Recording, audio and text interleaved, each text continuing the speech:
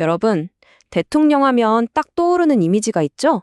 아마 대부분은 권력의 정점, 한 나라를 이끄는 최고 통치자를 생각하실 거예요.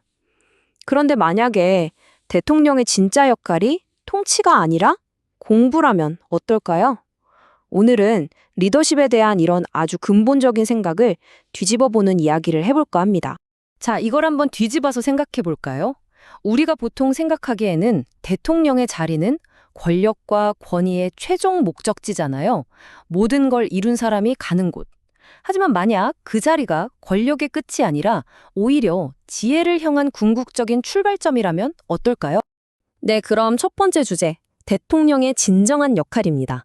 통치자가 아니라 국가 최고의 학생이라니? 이게 도대체 무슨 의미일까요? 이 관점에서는요, 대통령직이란 건 마음대로 권력을 쓰는 자리가 아니라 오히려 가장 깊고 치열하게 공부해야 하는 자리라고 말하고 있습니다. 바로 이 문장입니다. 이게 오늘 이야기의 핵심인데요. 대통령직은 권력의 자리가 아니다. 최고 수준의 공부를 하는 자리다. 이게 뭐 그냥 도서관 가서 책 읽는 그런 공부를 말하는 게 아니에요. 그게 아니고 온 국민을 대표해서 말하자면 국가 최고의 학생이 되어서 가장 깊이 있는 교육을 받는다는 거죠. 그럼 이런 공부는 대체 왜 하는 걸까요? 목표가 뭘까요? 그냥 똑똑해지려고? 아니죠. 바로 홍익인간이 되기 위해서라는 겁니다. 우리가 잘 아는 그 이념, 널리 인간을 이롭게 한다. 결국 대통령의 공부는 최종적으로 인류 전체를 위한 것이라는 아주 큰 그림을 그리고 있는 거죠. 재밌는 건 말이죠. 이 학생 대통령이 혼자 공부하는 게 아니라는 겁니다. 학생이 있으면 당연히 누가 있어야 할까요? 바로 스승이죠. 근데 여기서 말하는 스승은 그냥 뭐 조언해주고 이런 멘토 수준이 아니에요.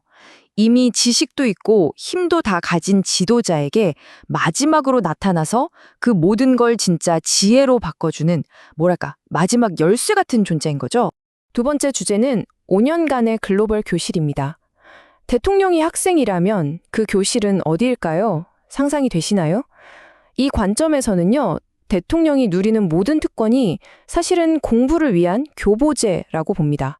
바로 이런 것들이죠. 뭐 해외 순방 갈 때 타는 전용기, 삼엄한 경호, 이런 것들이요. 우리가 보통 와, 저거 진짜 특권이다라고 생각하는 것들 있잖아요. 근데 그게 아니라는 거예요. 이게 전부 다 국민을 대표하는 학생이 공부에만 집중할 수 있도록 우리 국민이 마련해주는 일종의 학습 지원이라는 거죠.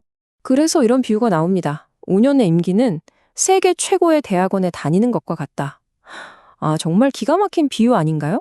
생각해보세요. 캠퍼스는 전 세계, 등록금은 국민이 내주고 배우는 과목은 실제 세계의 문제들이에요. 이보다 더 엄청난 대학원이 어디 있겠어요? 그럼 주된 커리큘럼은 뭘까요? 바로 이겁니다. 전 세계 모든 정상들을 직접 만나서 그들로부터 배우는 거죠.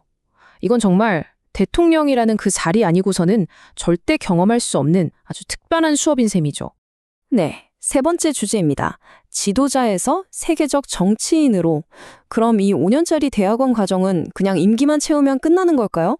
아닙니다. 이 과정에는 분명한 목표가 있어요. 바로 졸업 이후의 삶이죠.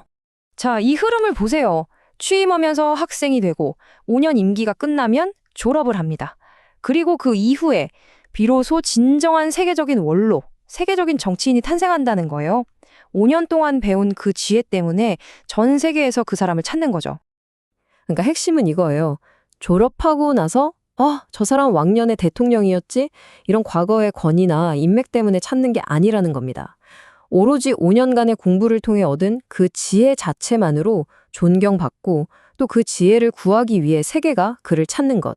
이게 바로 최종 목표라는 거죠. 그런데 말입니다. 이 자료는 아주 냉정한 평가를 내립니다. 바로 이 기준대로라면 아직 진정한 의미의 대통령은 한 명도 나온 적이 없다는 겁니다. 대통령이라는 직책을 거쳐간 사람은 많았지만 이 과정을 제대로 이수한, 즉 졸업한 사람은 없었다는 거죠. 자, 이제 마지막 주제입니다. 한 나라의 잠재력을 열다. 아니, 대통령 한 사람 공부하는 게 뭐 그리 대수냐?